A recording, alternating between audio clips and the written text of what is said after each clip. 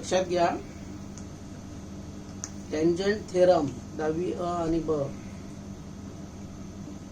आपण मागच्या तासाला पाहिलं. अतिशय महत्त्वाचं प्रमेय आहे. व्हिडिओ व्यवस्थित पाहिल्यानंतर तुमच्या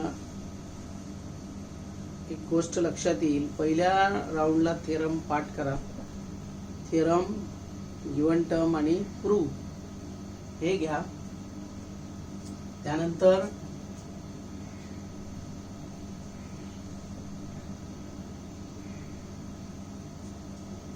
टँजंट थेरम त्याला का म्हणतात, तर त्रिज्ये स्पर्शिका ज्या बिंदूला स्पर्श करते त्या बिंदूला जोडणारी त्रिज्या ही काय असते, स्पर्शिकेला लंब असते. आता आपण स्पर्शिकेला लंब असते हे बघितलेलं आहे. आता आपण उलट बघायचं आणि त्याला काय म्हणतात, व्यत्यास, कन्व्हर्स ऑफ टँजंट थेरम. ते थेरम लक्षात आलं नाही तर व्हिडिओ बघा. तरी नाही समजलं तर कॉल करा. जसा की सकाळी गणेश गौरव मामुनकर यांनी मस्त प्रश्न विचारून प्रश्न उत्तरातून आपण थोडंसं समजून घेण्याचा प्रयत्न केला. अजूनही देऊ वेळ, पण टॉपिक तो समजल्याशिवाय पुढे जाऊन काही अर्थ नाही. आणि म्हणून पुढे आपण जोडणारी त्या बिंदूला touch the radius which connect with the touch point is perpendicular to the tangent. म्हणजे आता स्पर्शिकेच्या स्पर्शबिंदूंना जोडणारी त्रिज्या ही काय असते, लंब असते. आता आपण उलट घेऊया. उलट म्हणजे त्याला काय म्हणतात, व्यत्यास.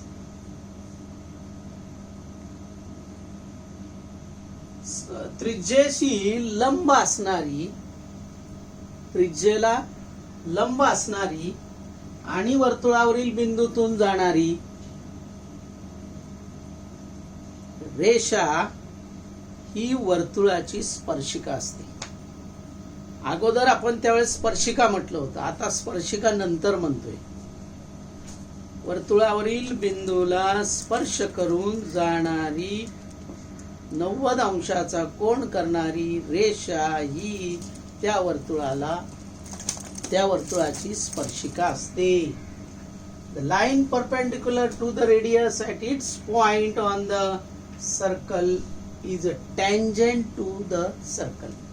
Tangent of that circle. वर्तुळाच्या त्रिज्येशी 90 अंशाचा कोन करणारी. लक्षात घ्या, आता 90 डिग्री अगोदर दाखवते, तिकडे आपण नंतर दाखवलं होतं. लक्षात आलं. आता आपण अगोदर असं म्हणतोय की त्रिज्येशी लंब असणारी जी रेषा आहे, एका बिंदूतून जाते, ती त्या वर्तुळाची स्पर्शिका आहे असं आपण म्हणतोय. The line perpendicular to the radius at its point on the circle is tangent. आता मी आज इंग्लिश वाल्यांचं लिहून देतोय, मराठीवाल्याने पुस्तकातून लिहायचं. पेज नंबर तुम्हाला पाठवतो. गिवन दिलेले काय दिलेलं असतं ते आपण कशात लिहितो, मराठीवाले जे दिलेलं आहे ते कशामध्ये लिहितो आपण, पक्षामध्ये. Very good. पक्ष, गिवन टर्म्स. काय गिवन टर्म्स, एमएन ही रेडियस आहे, ही त्रिज्या आहे, ही रेषा एल ला लंब आहे. त्यानंतर रेख एमएन ही काय आहे, त्रिज्या आहे, ही वर्तुळाची त्रिज्या आहे.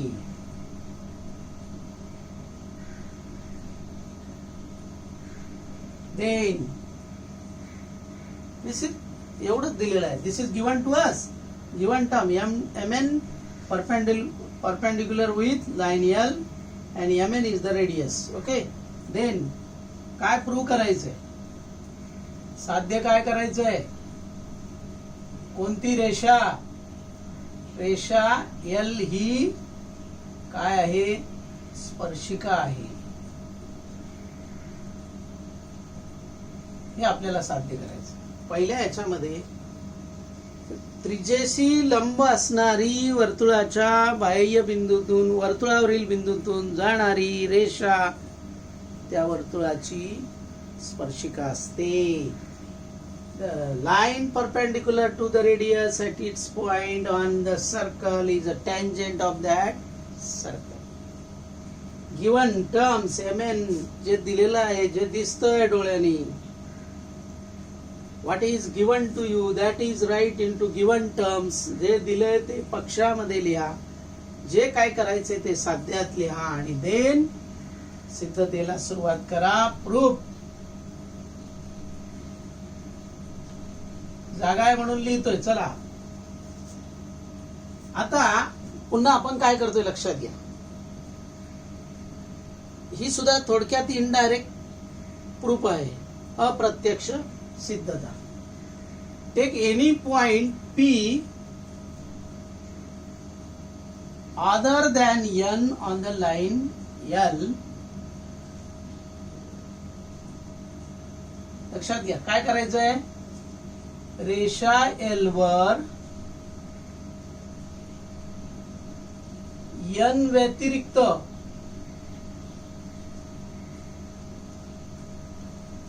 अन्य P बिंदू घ्या. काय घ्या? P बिंदू घ्या. Take any point other than N on the line L which is known as P.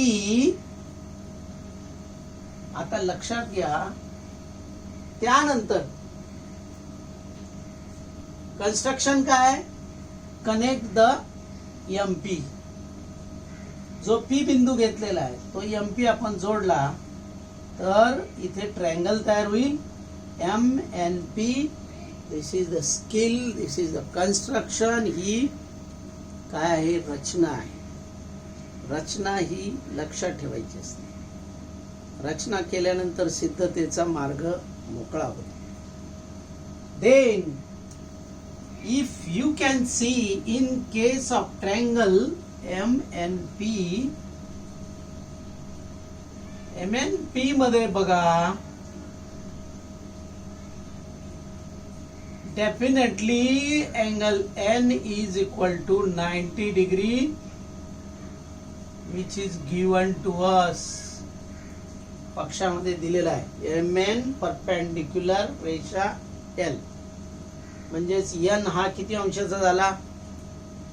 90 अंशाचा. आणि पक्षाचा सपोर्ट घ्यायचा असतो. You can take a support of given terms. In case of triangle MNP, N is equal to 90 degree. Then N is equal to 90 degree आलं. मग तुम्ही या त्रिकोणाला, ज्या त्रिकोणामध्ये एक 90 अंशाचा कोन येतो त्या त्रिकोणाला आपण काय म्हणतो? MNP. हा काय झाला?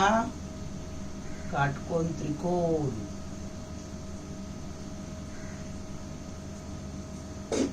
Then definitely the triangle MNP is the right angle triangle.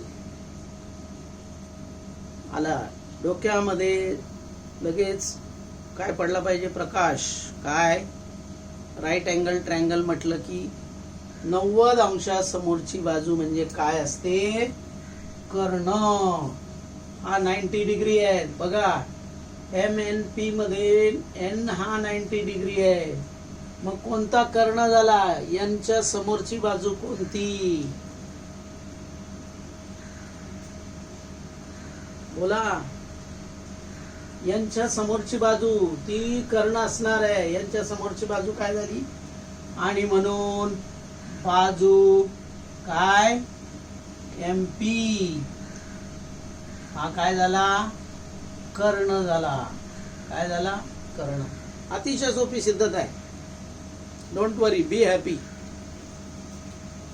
आणि मग MP हा कर्ण झाला.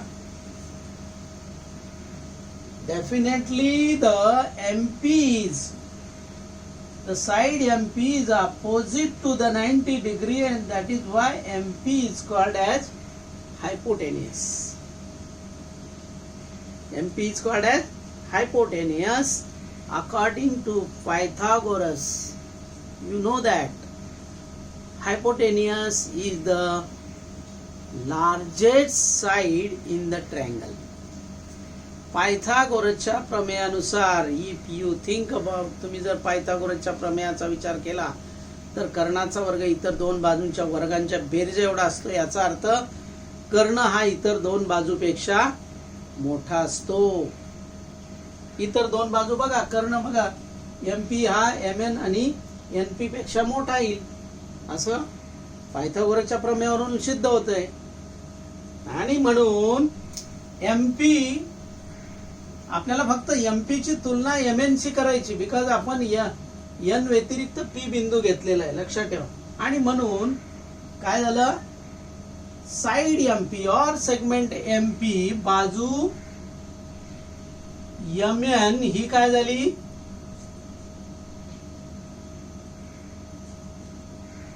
MP पेक्षा लहान झाली. म्हणजेच MP हा MN पेक्षा मोठा आहे. कसंही म्हणा, MP हा MN पेक्षा मोठा आहे. मग लक्षात घ्या, इथे लॉजिक आहे, लक्षात घ्या, इथे लॉजिक आहे. MP is greater than MN. MN is the radius of the circle. MN is the radius of the circle. Segment MN is the radius. And with the help of this, due to the definition of radius, you know the radius means what? The drawn from center to the point which present on circumstance. याचा अर्थ N हा बिंदू कुठे आहे, वर्तुळावर आहे. According to our definition देखा बघा, MN हा MP पेक्षा लहान आहे. सॉरी, MN ही रेडियस आहे, म्हणजे N हा बिंदू कुठे आला, वर्तुळावर आला. मग MN पेक्षा MP काय मोठा आहे. P बिंदू कुठे आला, वर्तुळाच्या बाहेर आला. म्हणजे N हा एकमेव बिंदू राहिला. N हा एकमेव बिंदू राहिला जो त्या रेषेवरचा आहे आणि वर्तुळावर आहे. म्हणजे there are only one point which is common in between the line L and circle. And according to our segment definition, line L should be the tangent of that circle. Very simple. 2-3 याच्यामध्ये सिद्धता आहे, लक्षात घ्या. त्रिकोण घ्यायचा, काटकोन त्रिकोण म्हणायचं. कर्ण हा सर्वात मोठी बाजू, ऑटोमॅटिकली म्हणजे MN हा काय झाला, MN MP पेक्षा लहान झाला. MN ही रेडियस आहे, मग N हा वर्तुळावर आहे. मग MN पेक्षा MP मोठा आहे, याचा अर्थ P हा वर्तुळाच्या बाहेरचा झाला. म्हणजे तो वर्तुळावर नाही, म्हणजे एकमेव राहिला कोण, N राहिला. मग रेषा आणि वर्तुळ यांच्यामध्ये कॉमन बिंदू किती राहिला, 1. मग स्पर्शिकेची व्याख्या काय, एका बिंदूमध्ये स्पर्श करणारी असते तिला स्पर्शिका म्हणतात. म्हणजे L ही काय झाली आपली, आणि म्हणून MN ही त्रिज्या आहे. म्हणजेच N हा काय झाला, वर्तुळावरील बिंदू आला.